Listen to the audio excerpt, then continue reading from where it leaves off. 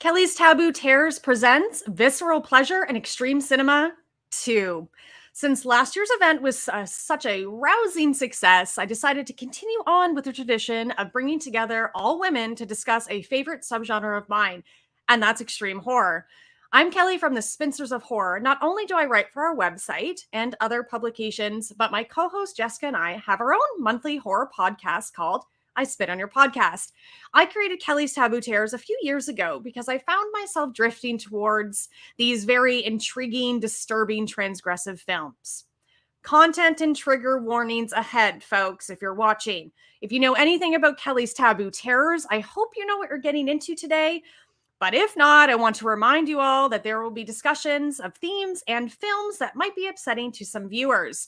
Topics such as sexual assault, violence, torture, necrophilia, and more will be mentioned. Viewers' dismemberment is strongly advised. So panel number 3 today, and thank you for joining us, is this new series I'm calling Extreme Essentials. And today we are discussing the Guinea Pig series. With any film genre, there are the classics, or those that are deemed essential to watch in order to gain knowledge of the genre's origins. Though there are differing opinions in the extreme horror world as to what would be considered essential, there are some movies that often come up enough to be claimed must-see films. The Guinea Pig series is so infamous that even the mainstream horror fans have heard rumors and details of these movies, even if they haven't watched them. I'm going to invite my guests to join us today. First is Amber T. Amber is a writer, critic, and host of the Horn, Blood, Fire podcast, a bi-monthly show where members of the horror community choose a film that matches 3 of their favorite themes. Amber is mostly drawn to the subgenres of J-horror, found footage, body horror, and has a particular penchant for stories that rip your heart out and eat it whole. Amber's insights mainly come through a lens of gender analysis, semiotics, and psychoanalytics. Amber is a contributor for Ghouls Magazine and Grimoire of Horror, as well as Hear Us Scream Volume 2, an anthology of personal essays from women in horror. Welcome, Amber. Hi. Hi, Kelly. Thank you so much for having me. Thank you for coming. Next up is Dr. Amy Jane Vosper. Dr. Vosper is a horror scholar and academic working as a course instructor at Trent University. She's completed her PhD in the Cultural Studies Department at Trent University. Her thesis was entitled Women in Horror on the Screen, in the Scene, Behind the Screams. Side note, Reddit, it's excellent. And combined psychoanalytic film theory with original empirical research to examine the influence of women's increased involvement in the horror genre. Outside of academia, Vosper enjoys participating in fan events, engaging in cosplay, teaching body-positive burlesque classes, traveling, and cuddling her miniature schnauzer, Janine, while watching scary movies. Thank you for coming, Dr. Vosper. Thank you so much for having me. Next up is Zoe Rose Smith. Zoe is a film journalist and founder of Zobo with a Shotgun website, podcast, and YouTube channel. She is the founder and editor-in-chief of Ghouls Magazine, an online magazine focusing on horror through the female perspective. Her work has been featured in Daily Grindhouse, Tetro Video Films, Second Sight Films on The Guest and Dog Soldiers, Hear Us Scream, and many more. Her specialty lies in anything extreme, with a penchant for nasty, gory, and controversial films and books. Welcome, everyone. Thank you for joining the panel today. And again, I am your host, Kelly. So we will get into this. Folks that are watching at home, I'm going to start with some of my questions, and then we'll open up the floor to audience questions later on. So first off, let's just warm everybody up with, what was your first experience with the Japanese Guinea Pig series? Amber, I'm going to start with you. So I am a massive Japanese horror fan, as you can tell. And I have been watching Japanese horror since I was, late teens, early 20s. And it was only really the last couple of years that I started to want to push my boundaries a little more with horror, because I had desensitized myself, which I'm sure we are all very, very familiar with that feeling. I was like, nothing scares me anymore and I don't feel anything. So I started exploring with it, films like Martyrs and New French Extremity, which are amazing, but I wanted more. And as you know, when you want more, the place to go is to Japan. You go straight to Japan because it's all going on over there. So I I had heard like rumors and urban legends about this guinea pig series that was like so terrifying and so graphic that people thought it was real. And there was the whole Charlie Sheen thing where he called the FBI. And then I specifically remember at the start of the pandemic, one of my favorite YouTubers and podcasters, May Leets, she released a video about the disturbing movie Iceberg, which was going around like a couple of years ago. And I remember the thumbnail was a screenshot from Mermaid in a Manhole. And I was like, that's it. That's the one. That's what I want. So I sorted them out. Mermaid was my first one that I watched and completely hooked from there on. It's not enough for me. I just want more. I love guinea pigs so much. Excellent. Yeah, when I saw that I knew that you love Japanese horror. And when you jumped at the chance, I was like, that makes sense. Absolutely. You got to come on and talk about this. Amy, would you like to go next? Sure. Thank you so much. No problem. So I think a lot of us share this sort of trait of being what I like to refer to as a gore hound. So I always was trying to push the envelope and find something more perverse, more disturbing, more upsetting. And I'd always heard these sort of rumors. I like that you sort of characterized it as an urban legend. And I feel like there is this mythos that sort of involves the guinea pig films. And I kept hearing about them. But this was a few years ago when it was a little harder to get your hands on particularly controversial cinema, but foreign controversial cinema. So I was lucky enough when I was doing my MA at Carleton to audit a controversial cinema course, which was absolutely fascinating. And I had the opportunity to be exposed to a lot of films that I never would have had the opportunity to see before. In fact, the professor of that course was arrested at one point for one of the films that he screened. I can't, to my knowledge, remember what it was, but I'll happily send people out the link. It was in the paper and everything. And he was a wonderful prof. He approached me at a meeting and he said, "You're auditing my controversial cinema course, right?" And I was too scared to say no. So I did. This is where I was exposed to films like Salo, 120 Days of Sodom, which I like to say I love this movie, but I feel like saying that you love a movie like Salo, it kind of maybe will set off some red flags in people's minds. But that was one of my first experiences of watching something, particularly in a group setting, where I was so deeply disturbed and bothered by the content. And even in the course, and especially in the readings, there were like rumors about these guinea pig films, these faux snuff films that everybody had to see. And I feel like, again, as horror fans, we run into these discussions about films as the most horrific thing you will ever see, the grossest thing you will ever see, the scariest movie, you'll never sleep again. And of course, I was always pursuing those films. I always wanted to see them. And it took me a long time to actually get to watch the guinea pig films. Now, I did them what I thought was the correct order. I actually mixed up 4 and 6, I believe, but I watched them from start to finish.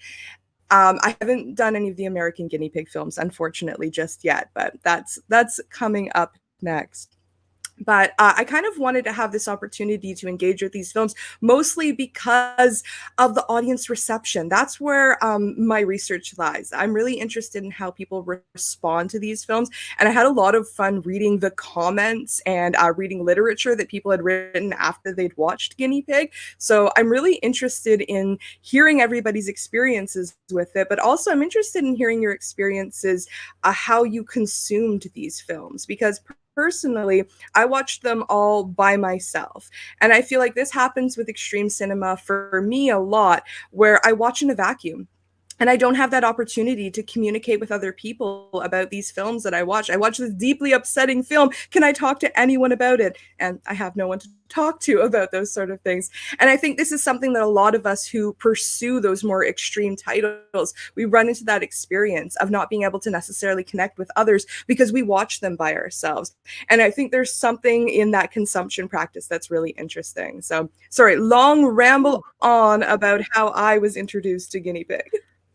No, I love that. And I love that there was a course on controversial cinema. That's amazing. I I'm a vet tech, so I went to college for 2 years, and that's been kind of my post-secondary experience. But that's incredible, and I love all of that. So there's Lydia. Hi, Lydia. Thanks for tuning in. We'll see you later. I wanted to just take a minute to maybe we can all just say take a minute to talk about the fact that we do often watch these movies alone. There is an online community, but in person talking about, because it's like, there's only certain types of people that we can talk about these films with, right? Because if people don't want to watch it, they probably don't want to hear about it. And if you haven't seen it, it's hard to really have that conversation because you're not going to really understand. You're not going to really get these visceral feelings and disturbed feelings we're having, or this unsettledness, this like disturbed of our soul when we watch these movies, and it's hard. But thankfully we do have an online community. But you're right, I sit on my couch and watch these movies on fedupmovies.com. A lot of them, that's where you can find them, and that's unfortunately an illegal streaming site, but that's kind of where you can find a lot of these movies, is going to these kind of like unsafe places to be able to see them, unless you want to buy the Guinea Pig box set for $500, $800. It's hard to see them. Anybody have, before we move on to Zoe's experience, anybody have anything to say about that? I think there's something about the concept of the guilty pleasure. And as fans, we are sort of taught to engage with our fandom in that way, to treat it as a guilty pleasure. And the idea of guilt and pleasure is very much associated with isolation and alienation, something we should maybe be ashamed of, something we should do in secret and not tell anyone about. And I think that adds to that taboo excitement involved in extreme cinema. Love that. Yeah. Amber, I feel like maybe you have something to want to add. You're just like, yes.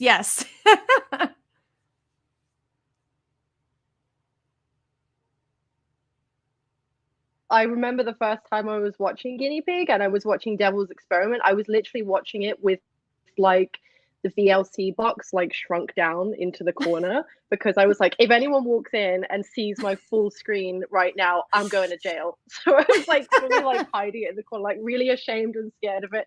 But yeah, I think there's so much judgment as well. If you tell people, I mean, even if you tell horror fans that you enjoy the Guinea Pig movies, there's a lot of judgment there. That's why I'm so happy for this little extreme corner that we've got going on here, because we can be free about the gross stuff that we do love and we do enjoy. Right. Yeah. Zoe, I'll jump over to you. What was your first experience with the Japanese Guinea Pig series?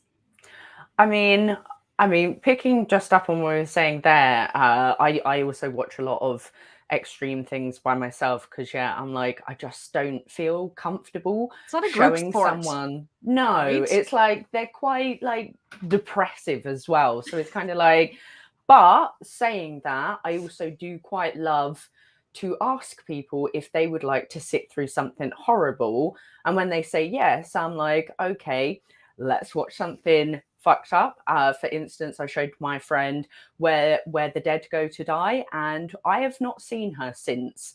So I'm gonna say, like, keep watching them by yourself, because it does not go down well. Like, nah.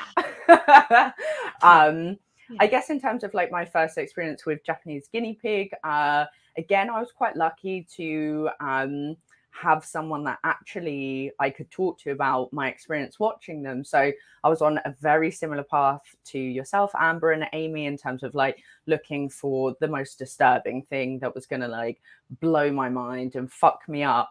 And at the time I had an odd internet friend, let's call him that, Damien. He has since disappeared. So I don't know whether he was a person or some kind of, I don't really know. We never met in person, so who knows what or who they were. But he introduced me to the Guinea Pig series and was like, hey, I think you're really going to love this series. I know you're into looking for something that's going to fuck you up. Watch Flowers of Flesh and Blood. Let me know what you think. And then let's watch the others like together and kind of, meet after that online and talk about it. And yeah, it was quite, in a way, I think this series was quite fun to kind of have someone else to be like, oh, to speak with about it. And he was really well versed already in extreme cinema, in Cat 3 cinema, in all of that kind of like really dark side of cinema. So he gave me a lot of background, and he introduced me to things like Tumbling Doll of Flesh after Guinea Pig. So he did kind of take me down a very dark path. But yeah, I saw Flowers of Flesh and Blood and I was like, just give me whatever that nasty shit is, because I want more of that. And that was kind of it, really. Yes, more. Well, I feel like you're either gonna see some of these types of movies and be very like, you know what? Nope. It's not for me. Or you're gonna go the exact opposite route. And yes, you want more. You want this, you want more of that thrill ride. And I also I've been a fan of horror for 25 years. And I think it's come to a point where you can see tropes coming a mile away. It's very hard to be like really enthusiastic or like scared or thrilled or exhilarated by a horror movie. And I still watch as much as I possibly can. But once I started delving into this kind of genre of film a couple of years ago, like I haven't stopped. I want to watch everything. And that's why I created Taboo Terrors. I wanted to meet more people, started doing these panels. So this is great. Thank you again all for joining. Interesting perspectives. So I'm going to move on so we can talk a bit more about this infamous series. We can talk about their influence, if any, on the world of extreme horror, of film in general. I did a little bit of research if there's anything that I was missing that I didn't know about these films. But what I thought was really interesting, that the series' original concept was actually envisioned by a manga artist, Hideshi Hino, who wrote and directed 2 of the films in the series, which I didn't know. I love manga. I love like horrific art and stuff like that. So I thought that was really interesting. And we know that the Guinea Pig series, there's like 2 big things of general controversy that I think a lot of us know, but not everybody might know this. So I'm just throw this out there for folks that might not know. But the second film in the series, Guinea Pig 2, Flower of Flesh and Blood, of course, that's a big one. It's probably one of the more popular ones, or at least well-known ones, because I think Amber brought up Charlie Sheen. So this infamous incident where Charlie Sheen, the infamous American actor, found this movie. I think it was at a party, watched it, and actually thought that it was real. So you can imagine grabbing this like VHS at the time. It was probably like 100 generations of a VHS. So it's looking gritty, it's looking grainy. And the incredible practical effects like in that is like groundbreaking. And I know that that's like one of the biggest influences from these series of films are the practical effects for our Gorehounds, but they looked incredible. So he actually thought it was real and called the FBI, and he's like, whoa, what is this that I found? So it is not real. We all know this now, but can you imagine Charlie Sheen running across the August Underground series? Whoa. The other thing is that one or more entries in the series apparently was suspected to have been found and maybe influenced a serial killer in Japan. Tsutomu, I'm terrible at this. I'm sorry. Amber might be able to help me out with this name. Tsutomu Miyazaki. Anyways, he was a serial killer, kidnapped and murdered 4 young girls. And I think that they were found in his home. And that brings up the whole concept of, do films influence us to murder and mayhem? Chaos? Probably not. So those are kind of 2 biggest things that have created this like aura of mystery. And I loved also the take on calling it an urban legend, but particularly The Devil's Experiment and Flower of Flesh and Blood, because they're just like essentially torture films, beginning to end. We find a girl, let's torture them, dismember them, the end. So I'll open it up to the floor for you 3 to talk about the influence or anything else you want to add with regards to the Guinea Pig series. And Amber, I'm going to start with you, please. Yeah, Kelly, it's interesting that you brought up. I'm also going to butcher his name. I'm very sorry to any Japanese listeners. I think it's Tsutomu Miyazaki, who was called the otaku murderer, who did unspeakable things to a lot of young children. And yeah, they found a copy of Flowers and Flesh and Blood in his apartment. So that started a whole moral panic thing in Japan, which we're all very familiar with in our own countries.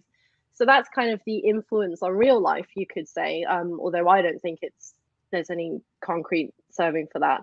But in terms of like cinema, I guess you can even see Guinea Pig's influence in Japanese cinema. A couple of years after the Guinea Pigs, we're starting to see things, Zoe, like you mentioned, Tumbling Doll of Flesh by Tamakichi Ianaru, or something like Women's Flesh, My Red Guts. Just more lovely films with amazing practical effects that are just basically faux snuff films and women's guts being pulled out in various different ways. So you can see a lot of that starting to come in. And certainly you can see it, I think, towards the turn of the century with like, even you could say like torture porn in the West, like things like Hostel or Saw. They definitely, I think, have a lot to owe to Guinea Pig. Even I would go as far as say like New French Extremity, just this focus on gore above anything else. Because if there's one thing you can say about the Guinea Pig series, it's, you know, the storyline. It's not really much of them. It's mostly focused on, you know, the amazing effects that we have. In Devil's Experiment, you know, the whole point of it is just how debased human beings can be. There is no other point to it. It's an experiment of how evil humans can be. And you see a lot of that in New French Extremity as well. You know, why violence? Why not? That's the whole point of it.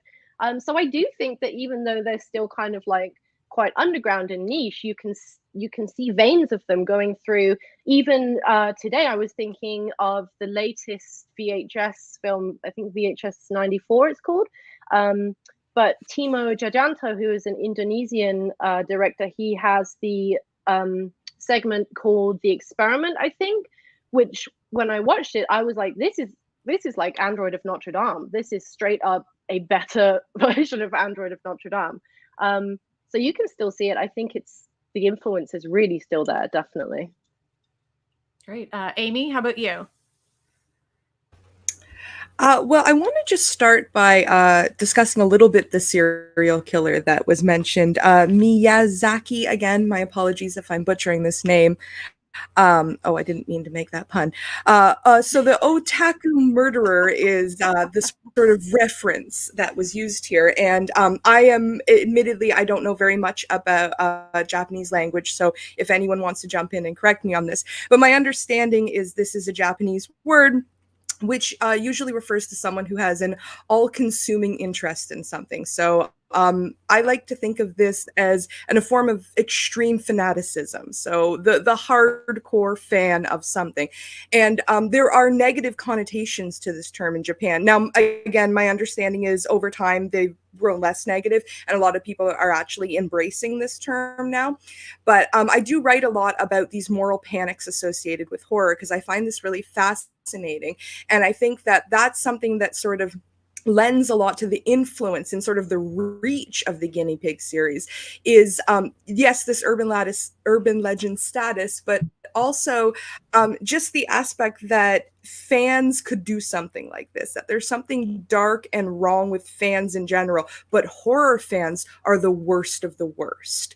Fans are already bad. There's already something obsessive and scary and dark about the fanaticism, about that obsessive nature of fandom. But there's something about someone who chooses to consume horror, who particularly chooses the worst of the horror, that makes them the worst of the worst when it comes to fans. So I found that to be really interesting. And again, I really like to focus on audience reception and how people respond to these films. So I think that one of the biggest influences that the Guinea Pig films has had on extreme horror is the relationship to the viewer. So as was mentioned, I'm particularly interested in talking about the first two films. We'll get to the others later on, but the first two, because they are so similar sort of in thematics, but very different in tone and aesthetic and all of this. But the fact that there's no plot, really, there's maybe a slight outline of a synopsis of what's going on, get a girl, torture her, death, that's the end. But again, the focus is on the violence. The focus is on those practical effects, the prosthetics, all of this. And when I was reading over the comments on a lot of these films, people were sort of calling them out for this, saying, you know, there isn't a plot. I feel like I'm watching a torture film. I'm not watching an actual movie. I am not watching a narrative.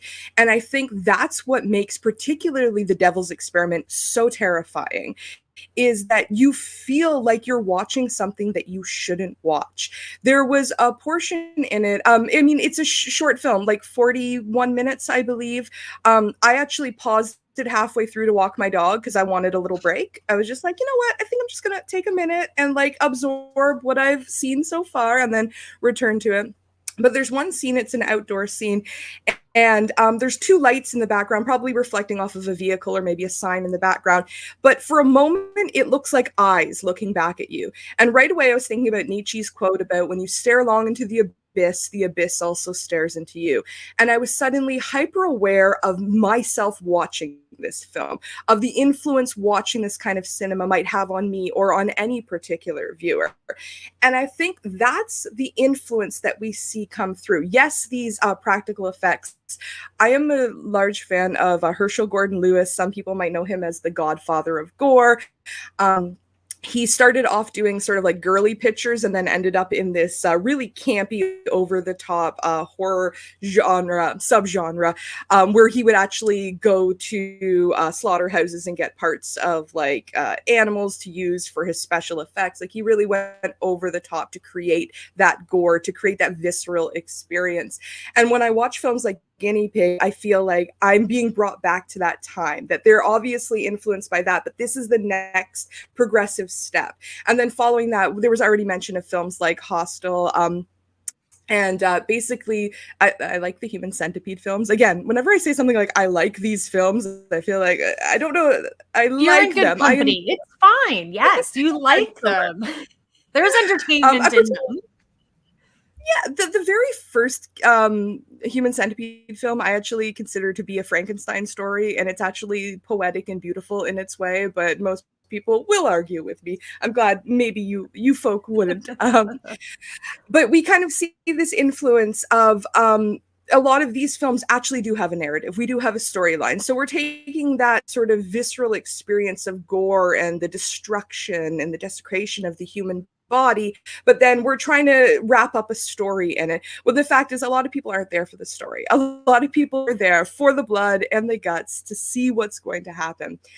So again, I was really sort of interested in how the audience responses happen. So this sort of reaction, the banning of these films, people being arrested for it. There was actually somebody who I'm trying to find the exact, but somebody was actually arrested for importing a copy of Guinea Pig. I believe it was Guinea Pig 2, if I'm not mistaken.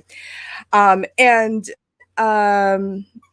he was arrested because they charged him for importing a snuff film. Even though it's not a snuff film, it's because it has that same feeling. It has that same characterization going on. So it might as well be one. And I think that that's really interesting to sort of look at that, where when you're watching a typical slasher film, I don't think anyone's mistaking these for snuff films. That's not something that's happening.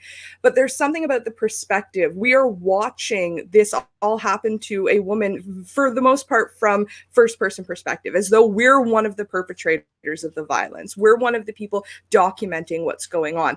And there's something really horrific about that in the first film. By the time we get to Guinea Pig 2, we definitely have a little more distance there. Where in the first one, that distance doesn't exist. And I think that's a really interesting aspect of it. I also watched the first Guinea Pig film on YouTube, and it was with German subtitles in it. So every time there was a title card came up, if you're unfamiliar with the first Guinea Pig film, it's divided into sections, and they all have names such as kicked, unconsciousness, fingernail. I'm sure you can imagine where all of these are going.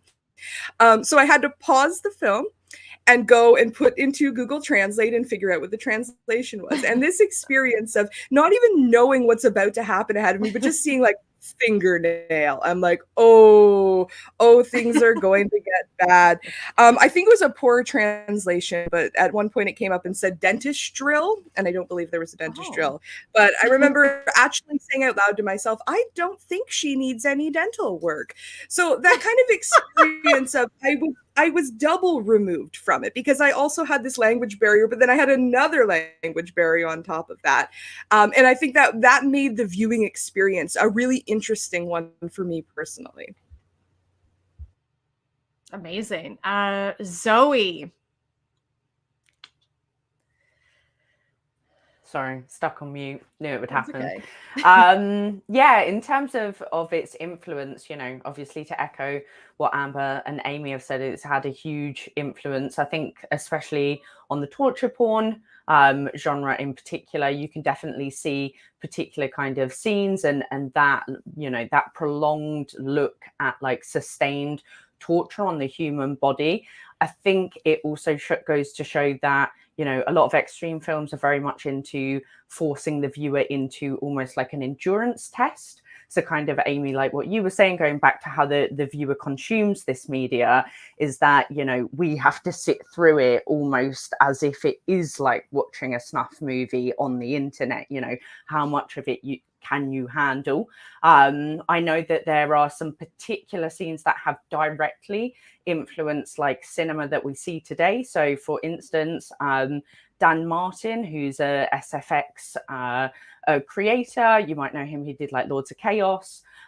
He told me over a beer that one of the scenes in Flowers of Flesh and Blood, where she has her hands chopped off and the fingers kind of open like that, there's a direct not a rip-off, but a kind of reflection, a reimagining of that scene in Possessor, which is, you know, Brandon Cronenberg's film, one of my favorite films in the entire world. And he took influence from Flowers of Flesh and Blood to create that. So it's clearly a film that, whilst it might not have a lot of influence in some of the more mainstream horror films, for those of us that know of these, you know, older, more niche films like the Guinea Pig series, it is directly correlating to kind of those newer pieces. And I think the other kind of influence it's had is kind of on like the notoriety of extreme cinema, is that, you know, it's something that you hear of and has become, Amber, I think you said earlier,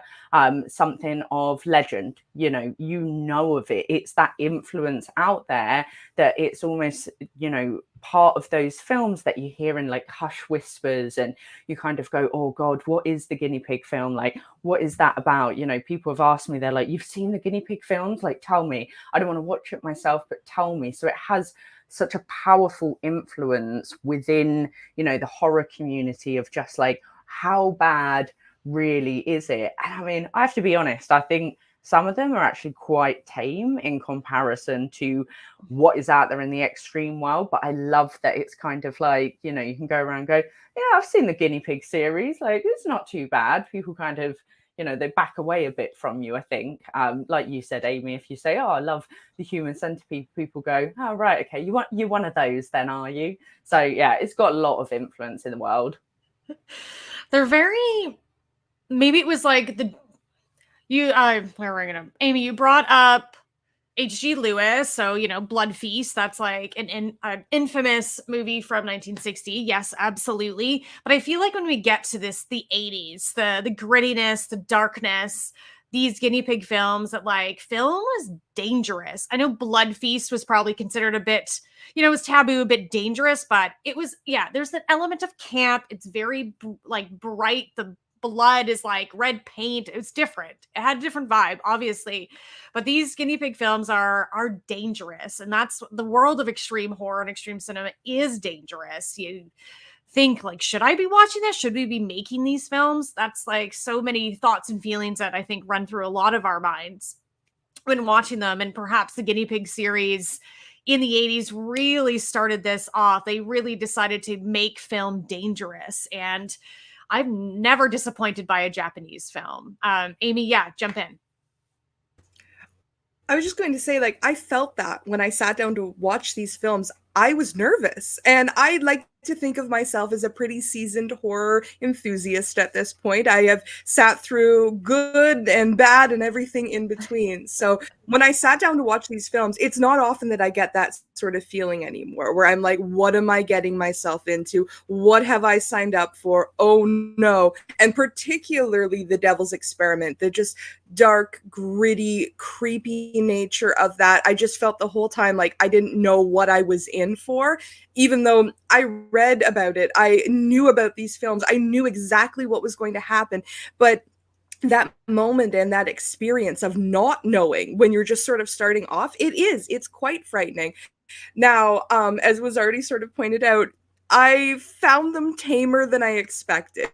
Because of that history, because of sort of that infamy, I really expected them to be so bad and so disgusting. I thought I would be feeling sick to my stomach. I did actually feel a little bit sick in the first one, but mostly from the unconsciousness portion when they were spinning her, which to me was one of the worst tortures in that entire film, was spinning someone around over and over and over again. I did feel a little bit sick, but it's not often that I feel sick during horror. And I expected that during these films, and I didn't get it too much. And again, as the films go on, that blood and gore gets very Herschel Gordon Lewis, very campy, very over the top. But to start off, I felt that danger. I felt that worry. I felt that trepidation. And I think as horror fans, we're always kind of looking for that. Like, that's kind of our next fix. That's what we're, searching for. And I'm really glad that I had that experience, because I feel like I don't get it much anymore. Yeah, agreed. Zoe, I recently read this Phaser article about the legacy of the Guinea Pig films, and your name is all the way through it. So, do you want to talk a little bit to the legacy of the Guinea Pig series, which you kind of already did a little bit, but would you say that this series is maybe like holds a little special place in your extreme horror loving heart? Yeah, for me, it personally does.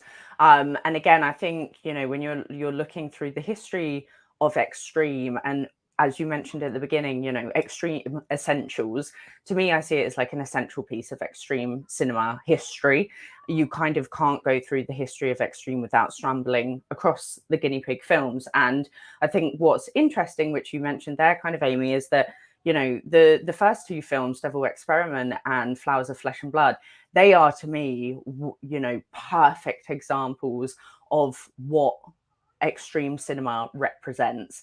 That it is, it pushes your boundary. It's hard to watch. You want to look away from the screen. You want to take that break from it. Then they're not nice pieces of film to watch. You can appreciate a lot of things in there. So, Flowers of Flesh and Blood, the effects that are seen within that for its time as well are absolutely outstanding. And I think, when you go back to that kind of era and you look at other films that were around that are not extreme cinema, there was a lot of fucking shitty effects going on. There was a lot of like eyeballs coming out and you go, man, that's literally like a little sweet someone's thrown and you've got ketchup coming out of the corner. And it's like, whereas in Japan, they were creating these films that felt so fucking real that you're going, how the hell did they have those effects and make it that real, when you've got over in the US films that had like huge fucking budgets and that they did not spend their budget on doing good effects at all. They just went, yeah, we'll just make it look really, really shit. So I think it's like so important that if you're, getting into extreme cinema, or if you're, quite already kind of know it and you want to explore and kind of look back on like the things that build this historical impact of extreme cinema, that the Guinea Pig series forms that. You then have, the other four films that perhaps kind of don't always fit into the exact category of extreme.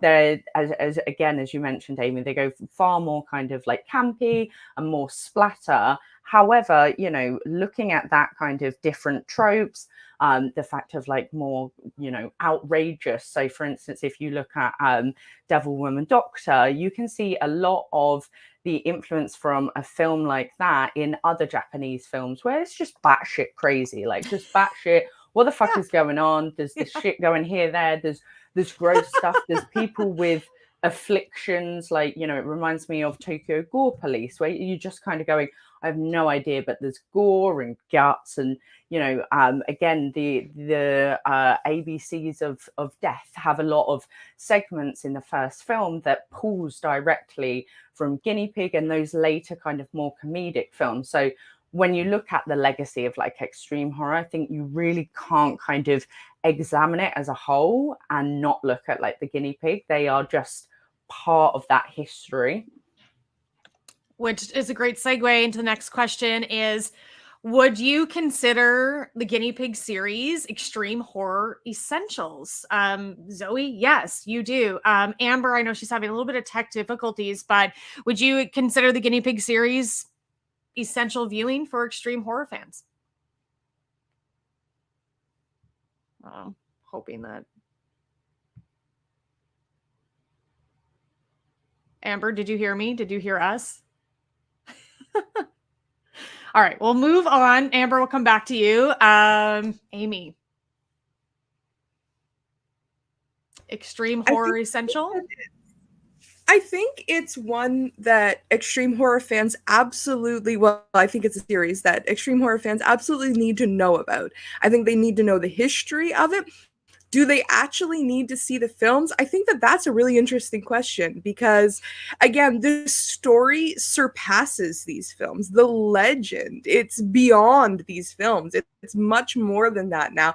So I think coming to sort of the subgenre of extreme horror, yes, I do consider them to be essentials, but you almost don't need to have seen them because as long as you know that history, as long as you can see that influence, I think that it's really interesting too that again, I can't stop talking about audience reception. I'm very sorry about it, but the sexuality, well, implicit in these films, because to me, The Devil's Experiment, there's nothing sexual about that film. And I'm sure there are lots of people that found lots sexual in it. But to me, it's so stark. It's very much treated like an experiment. And the scientist in me loves that. But by the time we get to Flowers of Flesh and Blood, Guinea Pig 2, it immediately feels sexual. There is a sexual tone to that film immediately, in my opinion. And I really noticed that in the commentary. In fact, it was disturbing because some people were talking about how they didn't like how the women weren't screaming and begging and pleading for their lives in it, as though that would somehow make it more exciting for them to watch. And again, there was something very unsettling about the fact that they weren't screaming and pleading and crying and begging for their lives. So I think that if you are into extreme cinema, yes, this is an excellent starting off point, but I think it's more important to know the history necessarily than to have maybe even seen the films. But that said, if you're interested, go watch them. You will have a blast. Spend a Sunday watching them all. You can finish them in a day. You can. Amber, how's your internet? Would you like to jump in on whether you think the Guinea Pig series is essential, extreme essential? I'm gonna give it a go, guys. As you can tell, my internet's not having a great time, so I'm so sorry, guys. I don't know how much has been said, but 100%, I think Guinea Pig is essential. Not only because I think it encompasses everything that you want from an extreme horror film. You know, it's got the urban legend to it, it's got the history, it's got real life events behind it, people thinking it's real, and, you know, murders that may or may not have been inspired by it. The practical effects are amazing. It still holds up. I mean, the first two were made in like the mid 80s, and I'm sure you guys have said while I was dealing with my lag that the effects do still hold up very well. The second one in particular, like the tendons popping out, that's great fun.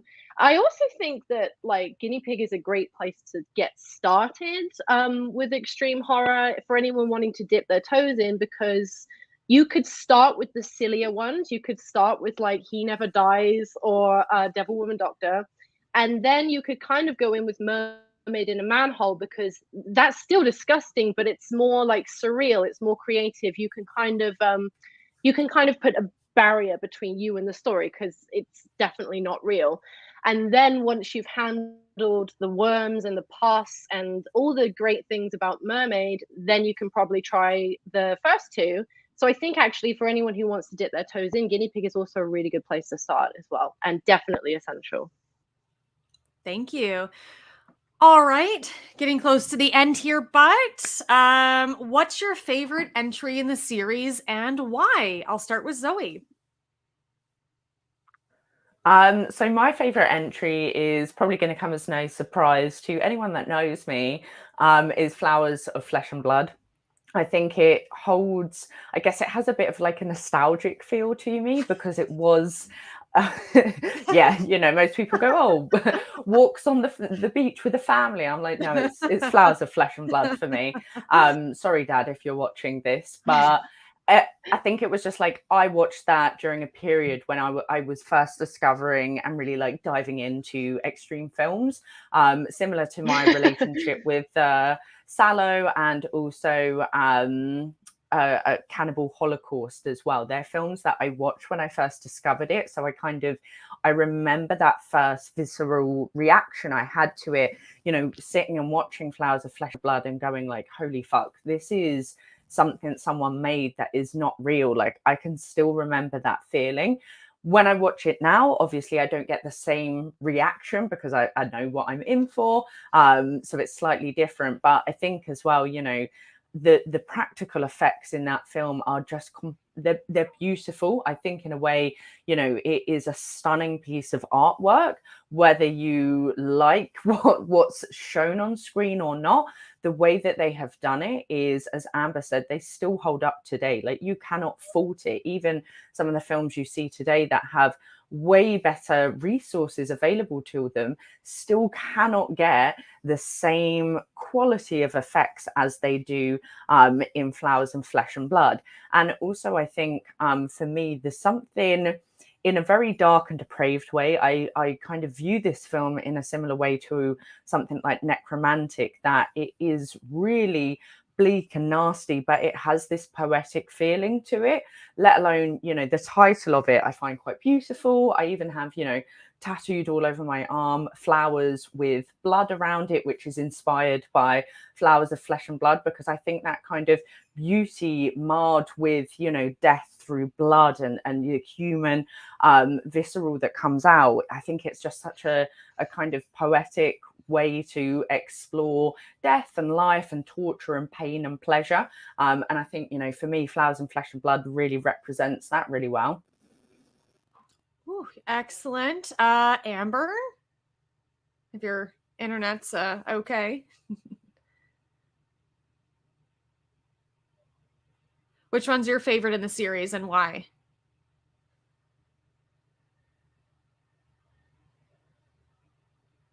So, Mermaid in a Manhole is my favorite. It's the first one that I saw. I love the melancholy to it. I love how sad it is. Like, it has a really gloomy feeling to it, and it also has this sadness about, you know, like, when you've lost something, you can never get it back. It really hits me pretty hard, and actually I end up like quite teary by the end of it. And, you know, just the fact that it's a painting with a mermaid's body, that to me is just amazing. I love it. Great. Amy. I think that everyone articulated their choices extraordinarily well, and I'm going to ramble on in a moment. Bear with me. So I've always been of the mind that we can have a favorite film, and it's sort of a guilty pleasure film, and then what I refer to as our street cred film. So that's our film that we tell people is our favorite film, that everyone respects you for saying that. So I think that as far as street cred goes, the first and second Guinea Pigs to me are the best films in the series. And I mean aesthetically, I mean plot for what there is, practical effects for tone, everything, they're the best. The most disturbing was Devil's Experiment. I found that was just hard to sit through, and not in the means of it was disturbing and like I didn't want to watch it, but it was almost tedious to the point of it felt like an experiment. It felt like I was doing a science project with these people. Now, my favorite entry, I think, would be Guinea Pig 2. There's just so much going on there. Flowers of Flesh and Blood. It is, as Zoe was saying, there's this beauty to it. I mean, it's grotesque and disgusting, yet it's stunning. And the cinematography is great. There's something really interesting going on. Now, I'm going to probably surprise everyone and say, though, my most enjoyable watch, the one that I liked the best, was Guinea Pig number 3, Shudder. I have The Man Who Never Dies, but I think He Cannot Die. I believe there's a few different sort of titles of it. But hear me out. Here, let me justify my choice for Guinea Pig 3. It felt melancholic. There was something about this. There was a statement on Marxism and capitalism and feeling like you're just a cog in the machine. And he was so bored and sad, and he had nothing in his life. And when he starts sort of cutting himself up, it gave him purpose. It gave him something to do. He became an experiment onto himself. I had so much fun going through that experience with him when he's like playing with the TV and like tickling people under their chins and making little things. I'm laughing. I'm feeling sad for him. I felt like I went on a journey. It was also the first in the series because I watched them in order. It was the first that had an actual plot, an actual narrative, which I really enjoyed. The friend showing up in the Elvis mask, so bizarre. During the credits, they travel backwards, and I put down in my notes, it's like, has it all been undone? What happens at this point? They start to get goofy. There's just so much to unpack in Guinea Pig 3, and it's such a departure from the other two. So as far as enjoyment level goes, I had so much, and the music in Guinea Pig 3. I had just so much fun watching Guinea Pig 3. It was so different from the tone and what I felt watching 1 and 2. I was like, how is this even part of this series? And I feel like we question it even more as we go on. But yeah, so I think the best is number 1. My favorite is number 2, but my most enjoyable watch was definitely number 3. I love that ranking. Thank you so much. I just want to give a shout out to Devil Woman Doctor Devil Woman, because I'm pretty sure I think it's either the writer or the director in Drag I remember seeing, and like she is an icon and I want to see more of her. I didn't particularly like that entry because there's too many experiments. I think if they left it at like 3 or 4, or maybe made them a little bit longer, because overall I thought it was pretty interesting. There's this random medical stuff that's made up. But she is an icon. I like her hair, the way she's dressing, it was like all very 80s, but it just was, there's like this, she could have been like some kind of like horror, like hostess for something. I just wanted more of Devil Woman Doctor. And my last question is, and I know Amy, you've already answered this at the beginning, but has anyone watched any of the American Guinea Pig series? Or there's been 3 thus far. There's more in the works coming out later this year, but have you seen any of them, and what are your thoughts on those? So Amy, you haven't seen them, but Zoe, how about you? I have seen them all. So there's 4, I believe. There's Bouquet of Guts and Gore, which is a direct kind of remake, reimagining of Flowers of Flesh and Blood. There is Song of Solomon, which features Jessica Cameron, who is amazing in that film. I absolutely fucking love her in that. Then you have Bloodshock, which is obviously by Marcus Koch, who we adore in the extreme cinema realm. And then you also have Sacrifice. Which Kelly I know is like a big 4 fave. And then I know there is a 5th installment coming from none other than the wonderful Jessie Sites, which I'm very, very, very, very, very excited about. Very excited. Yes. But I absolutely love the American remake. Like, I think that's obviously like a great example of the true, like the big influence of the Guinea Pig series on, you know, those that love extreme cinema. You know, Stephen Biro, he's our father, our god when it comes to extreme cinema.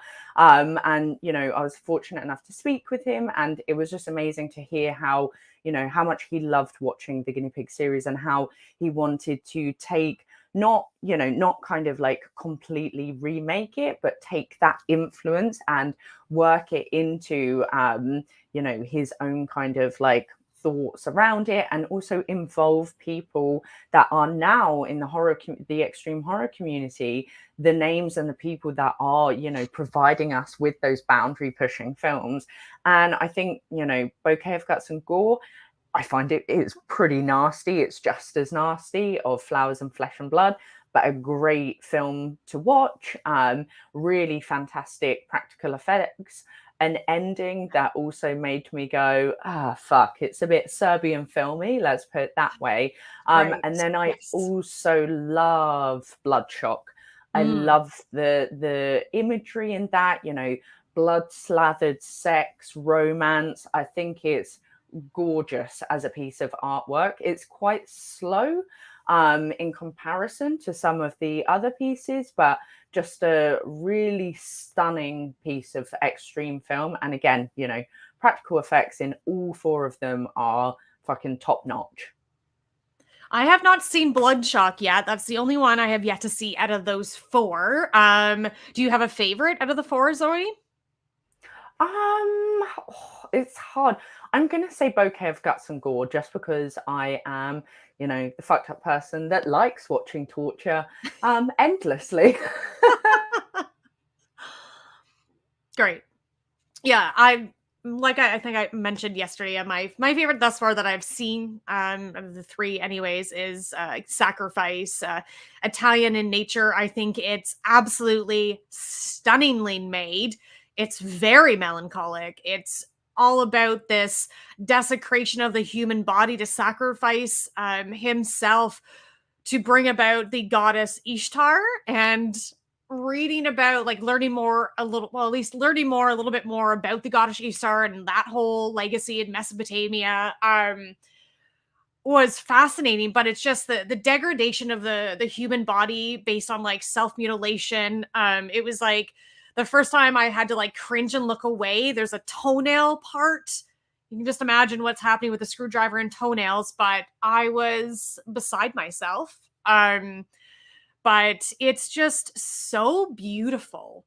And I find a very kind of empowering ending. And I'm just obsessed with how it looks. The blood, and it's very blue hue throughout the bathroom. And there's this one just fluorescent light, and it just looks incredible. And I normally don't like voiceover narration, but I'm so down for what's in Sacrifice so much. It's beautiful man, Italian voice, just soft and soothing as he says he wants to fuck the goddess Ishtar in a pool of blood. I'm what is happening? But I'm here for it. So highly recommend American Guinea Pig Sacrifice. Amy, Song of Solomon and American Guinea Pig Sacrifice are all on Tubi TV if you want to watch them for free on a legal streaming site. So that's how I've seen those 2. Yeah, shout out to Jessica Cameron for doing an incredible job in the Song of Solomon. I do like that one a lot. I really liked the story of it. And that 8-minute vomiting guts and then eating them back up was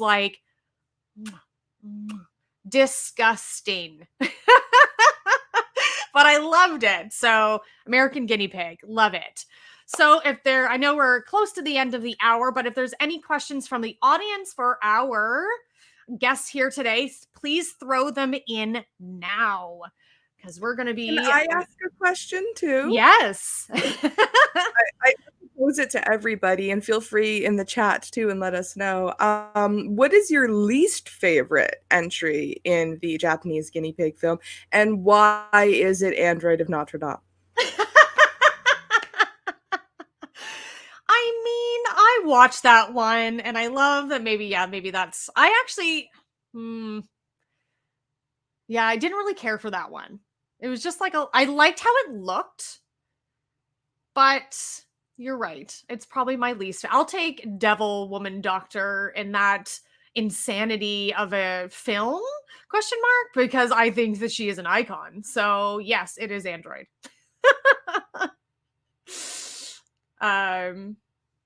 Zoe, do you have a least favorite and why? Then I'll jump into this question here.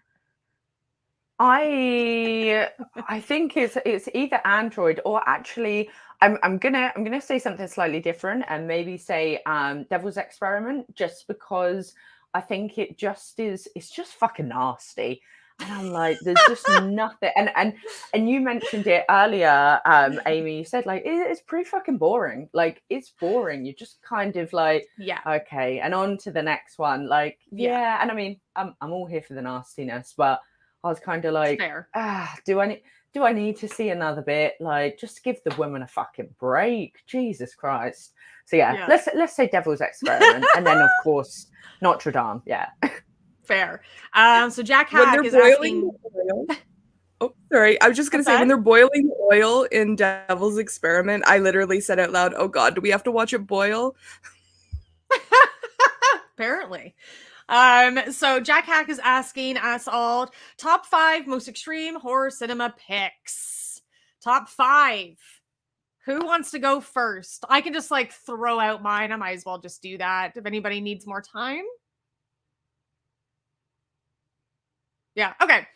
I'll say Necromantic 1, Necromantic 2, American Guinea Pig Sacrifice, Trauma, and oh boy, do I have a fifth one thus far? There's still so many I have not seen. Oh God.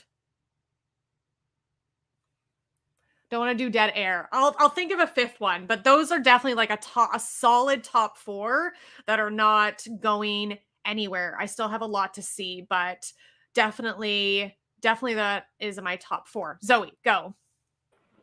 I'm not sure I've got top 5 off the top of my head, but a few that come to mind that I was like, Tumbling Doll of Flesh, that ruined me. Atroz, which we spoke about yesterday, I thought was really fucking out there and nasty. I watched a film called Lolita Vibrator Torture, which is, it's pretty nasty as well. There's a film I actually cannot remember the name of. It's from Tetro Video. So someone maybe might know it, but there was a guy who gets a big metal cross in, I'm just gonna spoiler alert, but shoves it up his butthole for real, rips it out. There's a lot of blood and shit, and I had to turn it off. And then the other one that I find like really disturbing, which again was mentioned on one of the panels yesterday, which I personally had to turn off. Actually, no, I just thought of 2 more, is a Roscoe the Embalmer, which features a lot of real stuff. And then the other one that for me, I find is like really hard to watch. And it took me like 3 different goes, was James Cullen Bressock's Hate Crime. That's a really tough film to watch, like very disturbing. So those were a few. Nice. Amy, a top 5 if you have them. I don't know if I'll be able to give 5 offhand, but I'll definitely put I'm trying to pick which guinea pig. I'm going to say Guinea Pig 2. I feel like that's going to fall into my top 5 list. Yeah. But it was hard. I'm hard pressed to choose between 1 and 2. I'm going to put Martyrs, the original, on there because that was one that, again, I had so much fun watching because people were getting up and leaving during it. And I always find it really interesting to sort of pick at what point people are like, nope, that's enough. I'm out. I want to know like what exact moment is going to do that to you. I'm going a little bit classic here, and I'm going to say A Spit on Your Grave, the original. So again, I'm into math and numbers and statistics. 1/3 of that film is sexual assault, and it makes it a really difficult watch, but I do think it is an essential watch if you can handle that, and it's not too triggering for, I know some people that content is just not something they can do, but if you're capable of doing that, I do highly recommend it. Human Centipede 2, just because that's, again, it's fun. We're here for a trip. I actually tweeted at Tom Six after watching Human Centipede 2 and said, thanks for the trauma. And he retweeted it. So it was like a fangirl moment of mine. Sallow, 120 Days of Sodom, just like that film has stuck with me forever. It won't leave. It has taken up permanent residence. I should be charging it rent in my brain. And I don't know if people are familiar with Turistas. This was from 2000s, I believe. And it was one of the very first horror films that made me sick. It's very much in the vein of Hostel. I think it was made after Hostel. I think they watched Hostel and said, hey, let's make our version of Hostel. I think it's sicker and grosser, but I really enjoyed how it did. It kind of gave me that visceral reaction. So I feel like that's what I'm looking for in extreme cinema, for better or worse. Yeah. I'll throw out one last one. May or may not be in my top 5, but also to shout out to Zoba with the Shotgun podcast, RIP. But just released an episode, Zoe and I talking about Trouble Every Day, which I think is a very severely underrated new French extremity film. And when I heard the music in the episode, I was like, ugh, I love the movie so much. So, hey, yeah, I'm going to throw that. That's going to be in my top 5. I love it so much, and I want to watch it like every day. It's kind of a tough watch. It is a little slow, a little dreamy, but like I love it so much. So, yeah, Trouble Every Day by Claire Denis. That's my 5th one. Okay, panelists. Lydia has a question. Are there other films that you feel are kissing cousins to the Guinea Pig series? besides American Guinea Pig. Maybe throw a little bit of August Underground just for the like faux snuffness of some of them anyways. Yes, so I actually, well, firstly, I have no idea what a kissing cousin is. I'm just thinking of incest movies now. no, something similar in the same vein of, yes, right. In Sorry, the same we're all vein of Canadian here now. Definitely, yeah, any of those kind of like folk snuff films. You've got like Snuff 102 would also be one that I would put there. I would also put in there like home movie if we're going kind of down the snuff route. In terms of like things that are more kind of like, you know, Japanese horror films, anything kind of like along the like, well, Japanese kind of, you know, but like Cat 3 films. So after I watched like Guinea Pig series, I went down like a Cat 3 like rabbit hole. So you have like the untold story. Ebola syndrome is one of my favorites because fucking hilarious and also makes me like want to vomit. Tokyo Gore Police, which I mentioned earlier. I think Amber mentioned like My Red Guts. That's a great film as well. Anything that's kind of like along those lines. And again, Tumbling Doll of Flesh, like you have to watch that one. But yeah, they will absolutely destroy your mind. But yeah, good fun, as you would say, Amy. Good fun. How about you, Amy? Any movies in the similar vein as the Guinea Pig series you'd like to mention? I mean, are there films in the same vein? I would definitely call the American ones kissing cousins for sure. I think that that's the closest we're getting. But I almost feel like these are like the creepy old uncle films to our sort of modern extreme horror films. So we see that influence. They sort of started it. They broke ground and then people took that and ran with it. So again, yeah, Eli Roth, obviously super inspired by these films. I feel like there's a scene in House of a Thousand Corpses where they take off the fish man's hand, played by Rainn Wilson, and they're sort of like touching his face with it. And I remember being deeply disturbed by this. And when I'm watching Guinea Pig 2, I feel like this just felt like it aligned with that. I felt like Rob Zombie watched that film and Spider Baby and then made House of a Thousand Corpses. Shout out to Lydia for introducing me to Spider Baby. But yeah, I feel like they were so cutting edge, so groundbreaking. It's hard to make that comparison. I think that they, again, just started something and then we saw people just go from there. Amazing. Let's see. I want to wrap this up, so there's not really any other questions. If we miss anything, folks. Oh, here's one last one. Have any extreme horror films appeared in your real life dreams? No, thankfully. My dreams are very pleasant or not remembered, so nope. Nobody's made an appearance in there. I had this ridiculous dream about a splatter musical called Farmworks with an X, about this entire farm that has been constructed to be a giant death trap where it skins people and kills people in really gruesome and disgusting ways. And now I want to turn this into like a Broadway musical because I think that this is what we need on Broadway is more blood and guts. So yes, I absolutely dream in horror. I dream in Technicolor bright red blood. I honestly thought that my sleep would be more disturbed by the Guinea Pig films, and alas, it was not. Film that stuck with me probably more than anything else in my sleep, Signs, the M. Night Shyamalan film. For some reason, that alien moving, just the unnatural, inhuman movement of that body has stuck with me for so long. It's so interesting where those things happen. No aliens allowed. No grays. No grays allowed in this place. I have dreams about them and xenomorphs, but nothing that I've seen in these extreme horror films. Aliens and xenomorphs. So we're going to wrap things up here. I want to thank you both, and to Amber, I'll shout out to her. I'll reach out to her afterwards. Too bad about her internet. But thank you both so much for coming today. Zoe, I know you'll be here in a couple of hours to talk about necrophilia, which is really fantastic. Can't wait for that. So thank you both for joining us. Thank everybody for watching and listening. And thank you again to my tech gremlin behind the scenes. Jess was a mogwai, but I fed her after midnight, and today she's a gremlin. So there's that.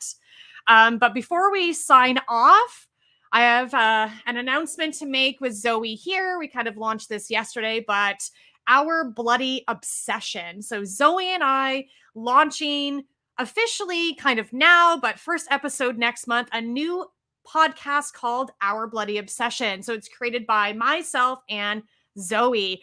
The Queen of Extreme meets Kelly's Taboo Terrors in a gore cast featuring all kinds of disturbing films. So this is a show created by two women whose bloody obsession is with all things nasty. So please stay tuned for the launch episode coming soon. The Extreme Dream Team, I'm calling it. It's going to be so fantastic. I hope folks check it out. So again, thank you both for joining us today. Everybody who's watching, I hope to see you all back here at 4 p.m. Eastern time for the next and final panel on my new series, Cinematic Taboos, Necrophilia. Stay grim. See you.